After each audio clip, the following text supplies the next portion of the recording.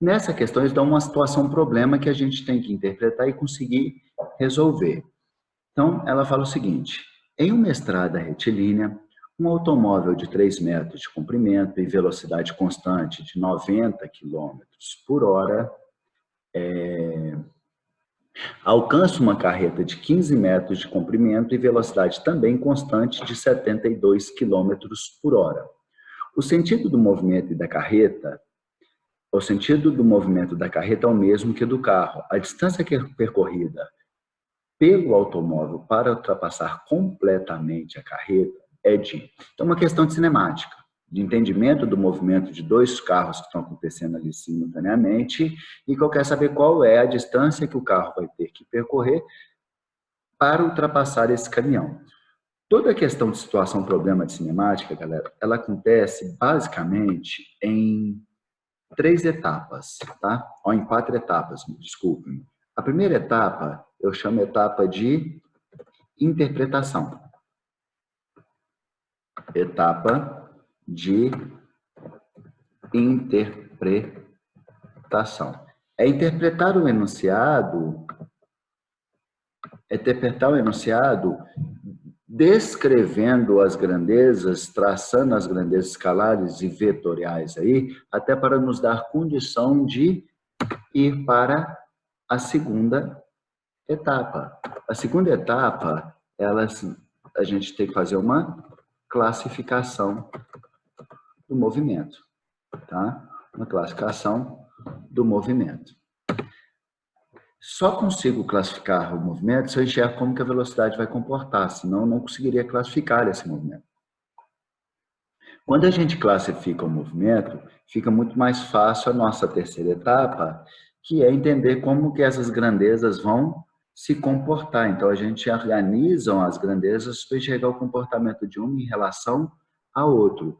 Então, a terceira etapa eu chamo de organização das grandezas, tá? Em qualquer estratégia que você for utilizar para cinemática, seja a partir de equações que o professor deu lá para vocês memorizarem, ou por análise gráfica, o que a gente trabalha, vocês têm que primeiro interpretar, têm que classificar o movimento até para saber quais equações que vão usar.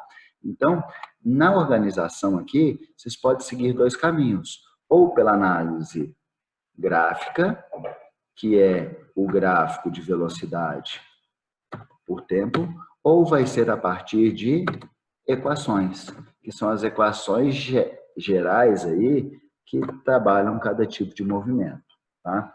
Mas deixo bem claro que eu não trabalho com análise por equações, tá? A gente trabalha com análise a partir de gráficos. E por fim, vem a quarta etapa. A quarta etapa é a parte de cálculos, onde eu vou calcular qual é a minha incógnita em questão, né? Nesse caso aqui, qual é a distância percorrida pelo automóvel para ultrapassar a carreta. Todo o cálculo aqui, ele vai ser resolvido a partir de 2 caminhos. Né? Vai ser a partir da área, a partir da inclinação, ou eu preciso de usar os 2. Inclinação e área para eu chegar na minha resposta, tá? Mas todo exercício vai girar em torno disso, beleza? Então vamos lá, nossa primeira etapa.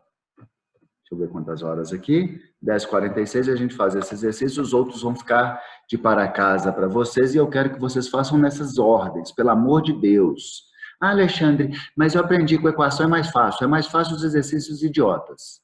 Estou sendo bem claro com isso. Os exercícios mais complexos vão ficar mais difíceis de ser resolvidos por equação, tá? E aqui a gente vai ter em todos os exercícios exatamente a mesma conduta. Então vamos lá. Primeira etapa, interpretar. O que eu tenho? Eu tenho um carro e eu tenho uma carreta. Beleza? Este carro, ele tem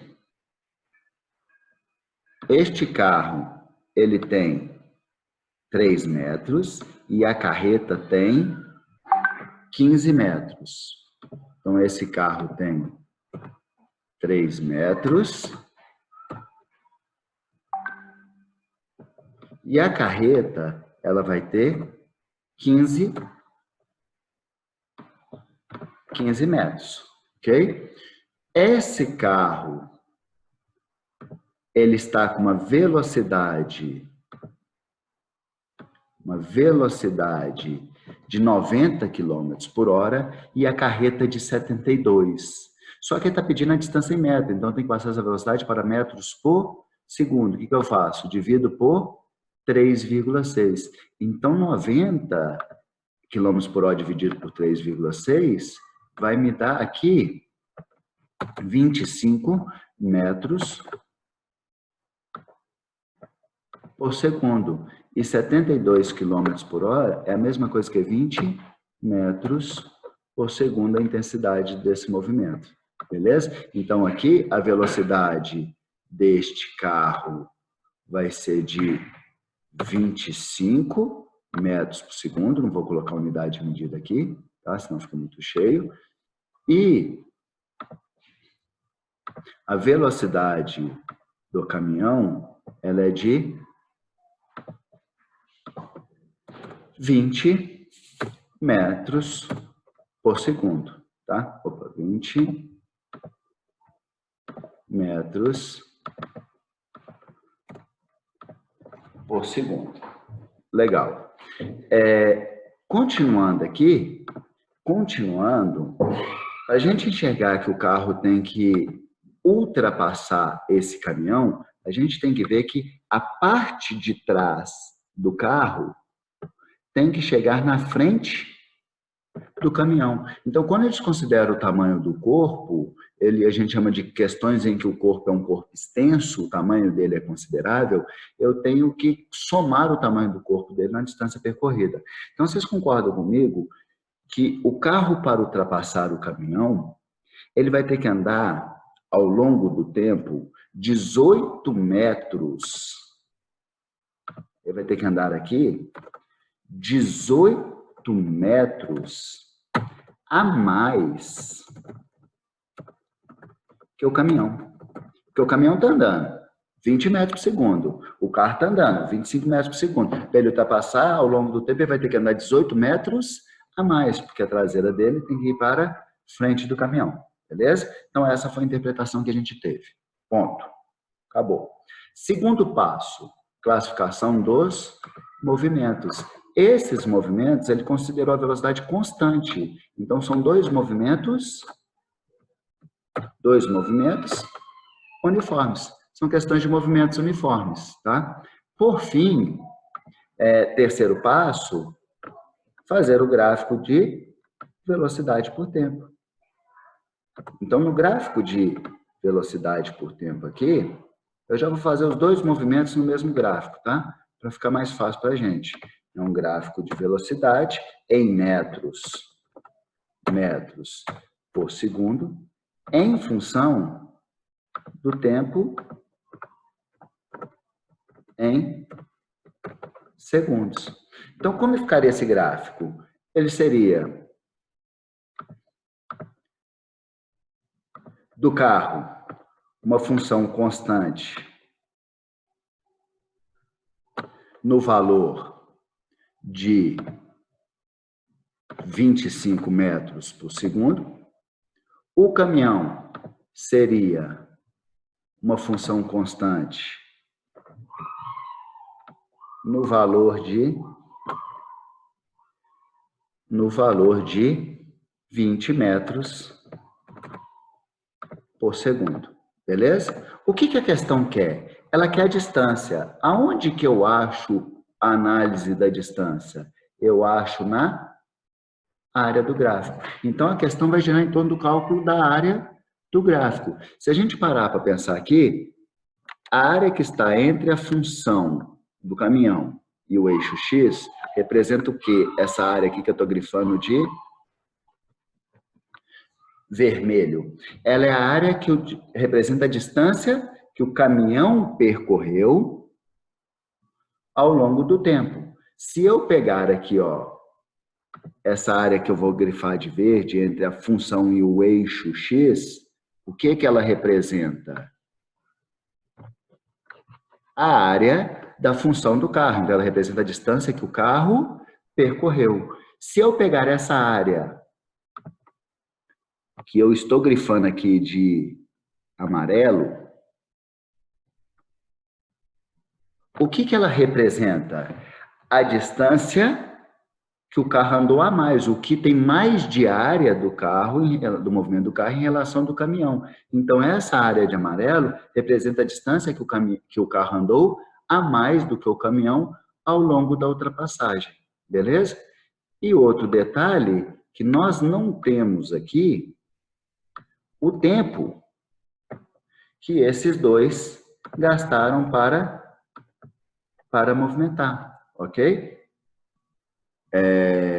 E aí, esse tempo... Cadê? Desculpa. Esse tempo, ele vai ser igual a... Ele vai ser igual a T, beleza? Mas o que que eu tenho? Eu tenho a área que o caminhão andou, que o carro andou a mais que o caminhão. Então, essa área de amarelo vale quanto? 18 metros. Essa área de amarelo, ela vale... Vixe, não deu para ver, não. Ela vai valer